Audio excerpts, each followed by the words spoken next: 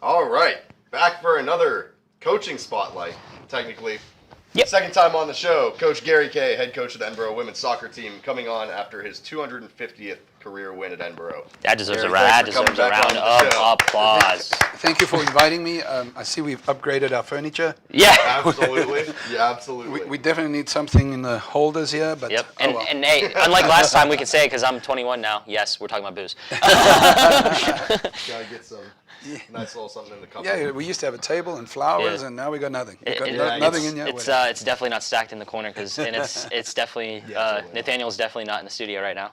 Yeah, definitely not. But no, Gary said it best when we came in. We replaced $150 chairs with what'd you say, 1999 chairs? $9.99. You can buy them at Walmart, $9.99. There we go. We've streamlined. Yeah, no, it's much better, much better. Yeah, there we go. But yeah, so it actually is mid-season right now. Well, almost. After tomorrow, it will be technically. Yeah. But to start off, pretty basic question. How does it feel to hit a milestone of 250 wins? So I'll be honest with you, I didn't even know.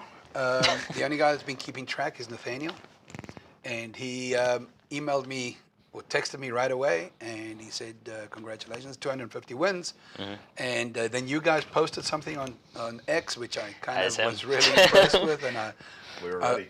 I was guessing Nathaniel was telling you. Yeah. And that's how I found out. Not because coaching is a strange thing. There's always the next opponent, and you kind of you might look at some stuff from the previous game, but then you look at the next guy and the next guy and the next guy, and there's that much time to enjoy the win and then move on, right? So I for sure appreciate it. I don't think that it is all on me. I think the kids and the people that I've had in the past and over all these years, it's more credit to them and their ability to help us succeed. And I'm just a part of whatever they do. So I thank them also for my 250 wins. Yeah, it's just on to the next milestone now. Huh? Yeah. Well, yeah. What's it? 500,000? Let's move on. Yeah. It only took me 28 years to get there. Yeah, I feel like a lot of people follow that too. That's like, oh yeah, awesome, cool. Next day, then you get asked about it, you go, okay. Yeah. Yeah, it's that 24-hour rule. We talk about it all the time. Well, you know. Well, a couple day rule because we break it today. Yeah, well. After every game, there's a decompression time. It probably lasts about 3 hours, maybe 4 hours, and then after that you go back to work, and you've just got to start thinking about the next guy. And you can't. I mean, I think you should celebrate and enjoy the victories, but then you can't get carried away. Yeah, absolutely. So we're talking about it. We're almost at the mid-season mark now. Team is 3-3-2 currently. Turned it around a little bit. Turned around and beat UPJ 7-0 like last week. I was there. Very entertaining game. And then obviously recently beating IUP 2-1 for the 250th career win. How do you think the team has performed during this stretch? It feels like it's kind of heating up a little bit. So we only had a week of preseason, of which in there were 2 games. Oh wow! So on game day you don't really do that much. You just try and do the event of of the game itself. And then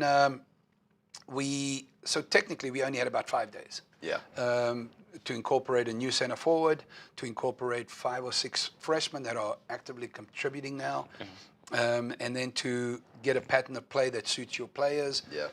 And to be fair, after our first 3 games, just before the Clarion game, we changed our formation, we changed some of the personnel, and then as we've been going on, we've changed personnel more frequently. And I think we figured out something. Seton Hill's a whole different animal. They play a different formation. Yeah. And so we got to adjust to how they play. We've actually been practicing this formation for about a year now. Wow. So I think we should be on point when we play them on Wednesday. Yeah, and just so we don't forget at the end.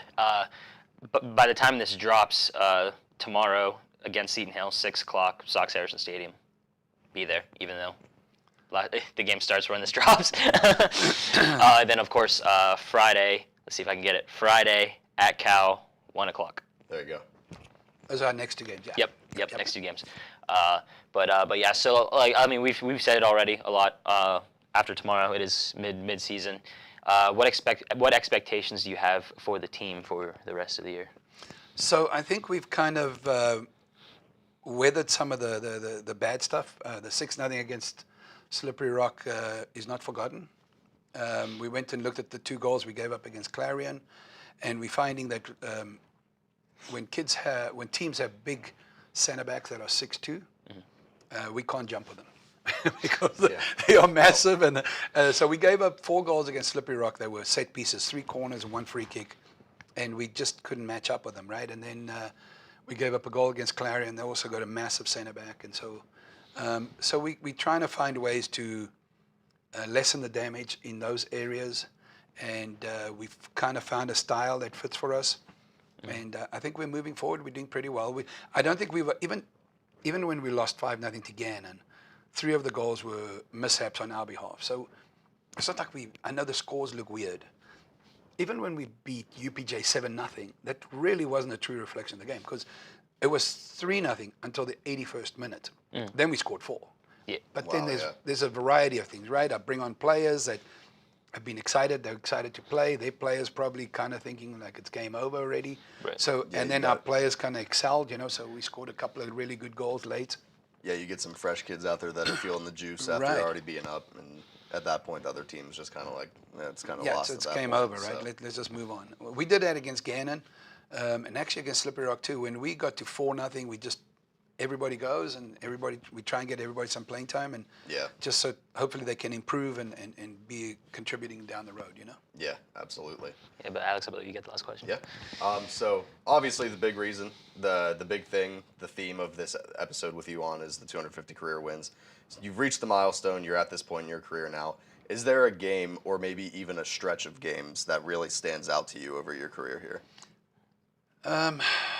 Okay, that's wow. I've been here a long time. Obviously the team that went to the Sweet 16 is special. Yeah. We beat the conference final, I think maybe 3 or 4 times in my time here. We've had some big wins. I mean, the first win against a nationally ranked opponent when we were struggling to find players. That's a big deal. Actually, Megan Lloyd, who's in admissions, was part of that. I mean, there's a couple of milestones that I think are. Here's the biggest milestone. I think every kid that's been in our program hopefully feels that they are welcome here, that they belong here, that their family's here, and this is where they want to come and spend homecoming. Now, some live in Colorado, some live, they're all over the country, right? Actually, 1 or 2 lived in Japan for a while, and so I'm hoping that. That is the most important part of what we do. I don't know if we're funded well enough to win a national championship, I can tell you. I think we can compete in our conference. We'll do okay there. But I'm not sure I know we're not winning a national championship. But the kids, the experience here matters the most. Absolutely. Yeah. I mean, we had Coach Jennings on a few weeks ago. Like 2 weeks ago. Something like that. That guy's trouble, man. and Nolf, the one that didn't air. Again, Coach Nolf, we're sorry. Very sorry. We'll get you back on the show. That's the one word, and as it obviously probably should be, the one word that everybody talks about is experience. Good experience. And I feel like when you come here, you are guaranteed to. You are guaranteed to be given a good experience, whatever sport you're coming into play. Yeah, pretty much. But at least for 4 years, and I do want to say this. Our athletic department is a lot younger now. When I got here, there were a couple of people older than me. I think I'm the second oldest to Dan Gerlach, who will never leave. But the young guys we brought in are freaking exceptional human beings. That's the fun part about coming to work. In all my time here, which I'm now in my 29th year, I have never felt like, geez, I don't want to go to work today. As a matter of fact, I was here during COVID every freaking day. This is home. This is where I belong. This is where we should be. And, we try. You can't make everybody happy all the time, but we try to make sure that the kids understand that their 4 years here should be a good experience in friendship and building and competing, because our league is so freaking difficult, Yeah. Well, and there's something fascinating about, the level of culture here and how much impact it has, because we really are, like you said, we are starting, especially in the athletics department with all the different coaches, we're bringing some outstanding young coaching talent, and there's like Coach Jennings we had on. He was a very important part of an excellent Drexel basketball team that made a lot of noise when they weren't supposed to, and Coach Nolf and Coach Papley, just guys on the football staff, are guys that have a wealth of experience at multiple programs. It's interesting. The culture here really seems to just bring people in. I honestly think it's a tribute to Catherine, being an AD and being inviting and having people, do more with less. Yeah. Our leadership team now is also almost brand new. Most of the older guys are gone, and so their ideas are young and forward-thinking. And so we've kind of progressed into being a very forward-thinking department with, I think we have 386 student athletes, something like that. It's a lot, man. It's a lot of student athletes. Yeah, for sure. But Gary, once again, congratulations. Yes. Are we done? 250th win. Yeah, we are. Thanks for coming back onto the show. Yeah, thank you for coming back. This is great. But so next week, episode 41. Again, we never plan this a week ahead, so take it. Yeah. Oh wait, whoa! Actually, real quick. Before we came here, Jets did fire Robert Saleh. Oh yeah. That is. We will talk about that next. We will talk about that next week. That on Monday. Yeah. What happened? The New York Jets fired their head coach. Get out. Yep, 5 games into the season. Yep. Are you guys okay though? The Steelers lost in the last second. Are you guys holding out? Are you going to be okay? Everybody saw what we said. I live. I was worried. The first thing I thought at 1 a.m. in the morning, boy, I hope the boys at Tailgate are going to be okay.